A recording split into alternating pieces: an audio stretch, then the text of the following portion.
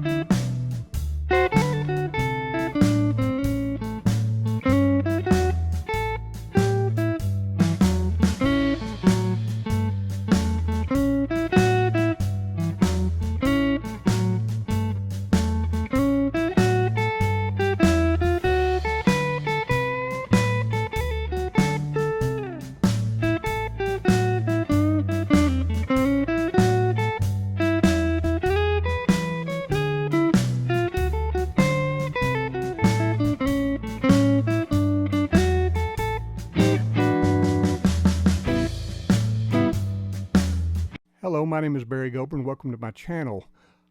If you're like me, you probably have a little bit of problem. I can transcribe blues solos from some of my favorite players, but in the heat of battle, I have a bit of a problem playing those solos note for note. They sound a little forced, so what I have found is I will memorize phrases from my favorite players and try to work them into solos that I compose myself.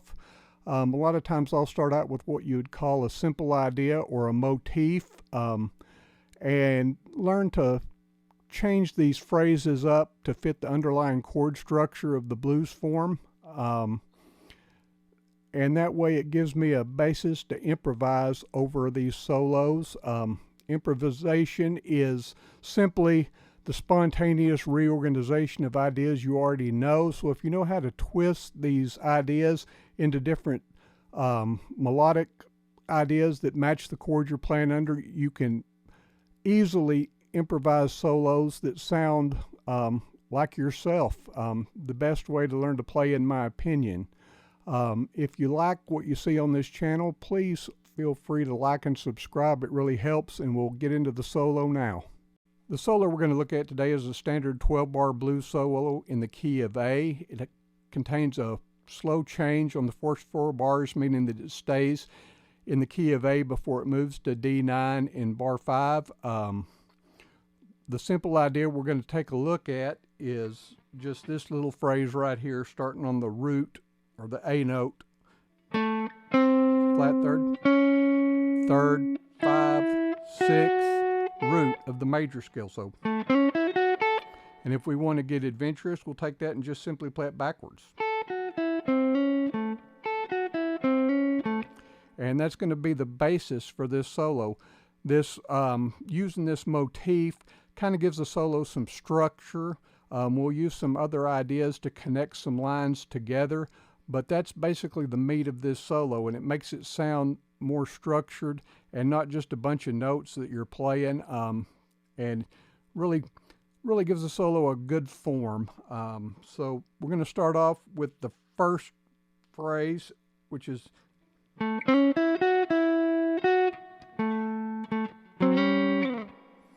and that's simply the root,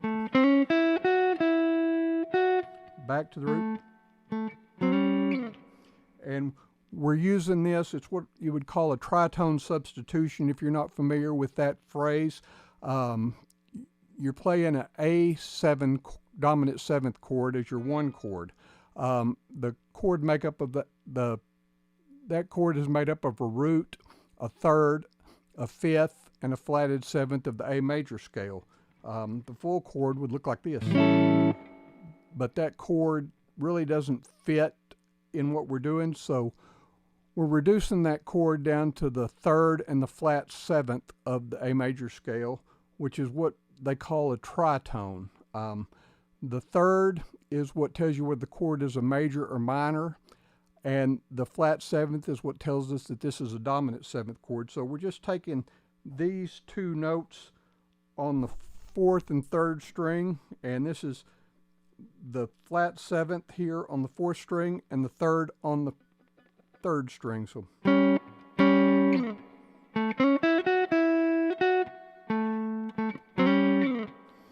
and that gives us the chord stab of an A dominant 7th chord.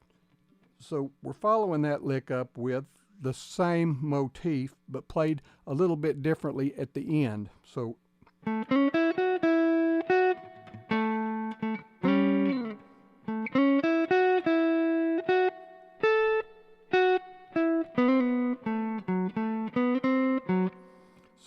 we're playing the motif, hitting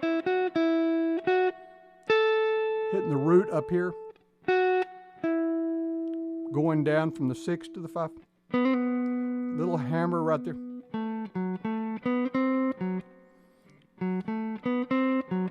and that leads us into that 4 chord.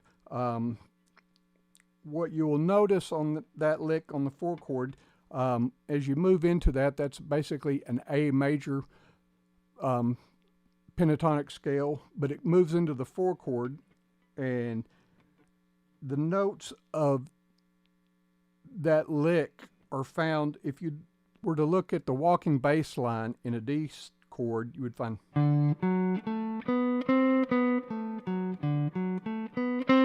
and basically all that lick comes out of that walking bass line that outlines that D chord. Another way to look at that is the 2 main notes of that chord are another tritone substitution. You can take the A tritone substitution, move it down 1 fret, and get the tritone substitution for the D, which you would have on this D, you would have the 3rd on the 4th string and the flat 7th of the D chord on the 3rd string. So it's a good way to outline that change. So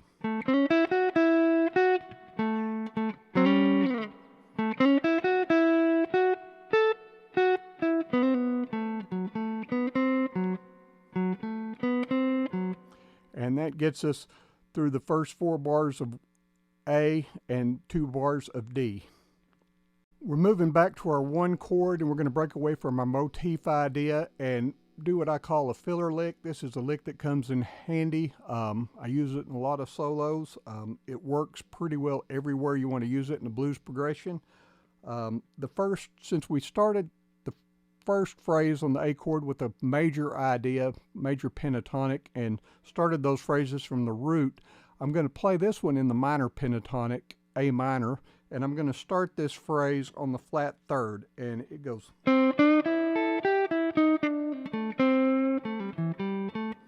So if you were to look at the solo from the top, it would go.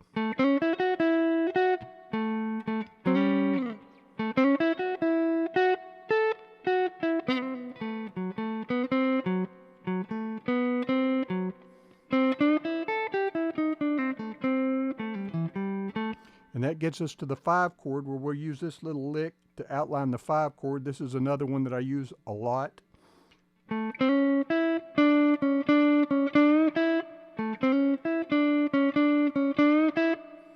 And then we go to the 4 chord, which we're going to start with the classic B.B. King lick. And this is over the 4 chord, and going to bend this note. We're on the high E string on the 8th fret and the B string on the 7th fret. And this is another form of that tritone in the key of D. And we're using that motif again.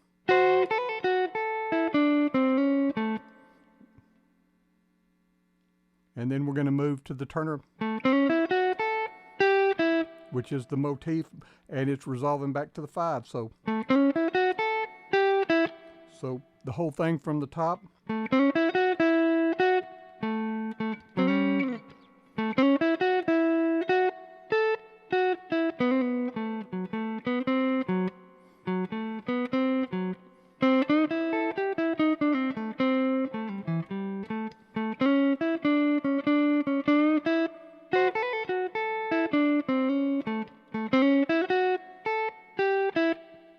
And that's the first chorus. The second chorus starts out with the classic B.B. King lick.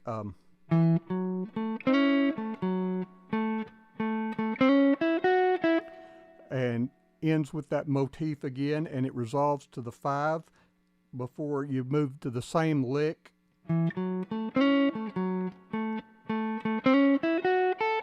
And then you resolve that second one to the root, which is the A note, and playing a phrase consecutively and resolving to different notes is pretty effective in outlining, giving a little variety to that solo. So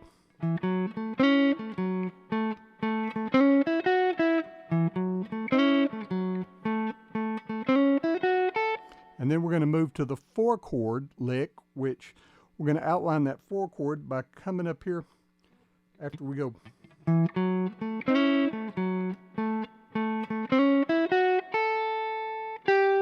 Which we're hitting the 4 of the D chord, moving down to the 2 flat third of the D, 3 chords.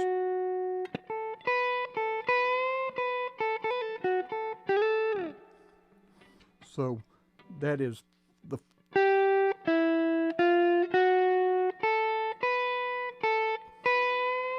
and a little bend of that flat 7th of the D chord. Try that again.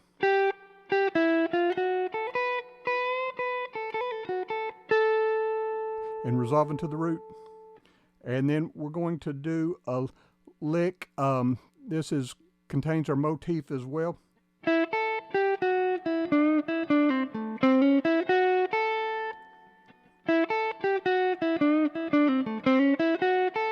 And that gets us to the 5 chord, where we're going to move into a 5 chord lick that outlines the shape of that E9 chord.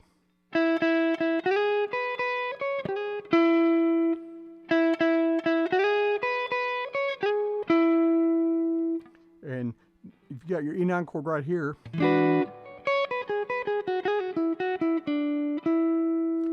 you've got that little box that works really well over the E9 chord. So then back to the 4 chord, and we're going to do this little flat third to third hammer.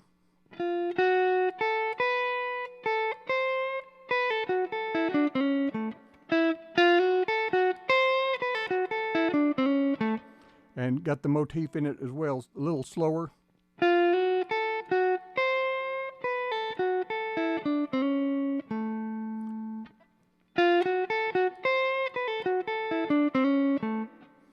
So it's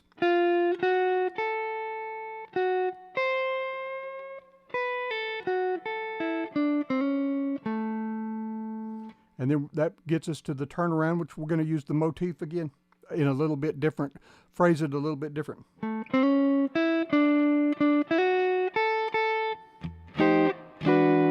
So the complete second course would be.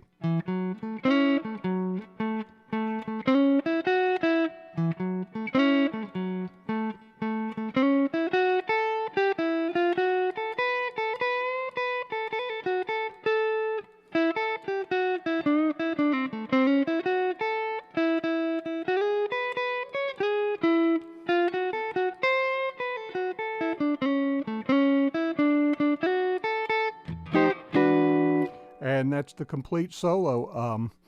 If you like it, please like and subscribe. I like to do these videos as I'm trying to figure stuff out. I think if it helps me learn, I think it'll help you learn too. So that's all until next time. Thank you for watching.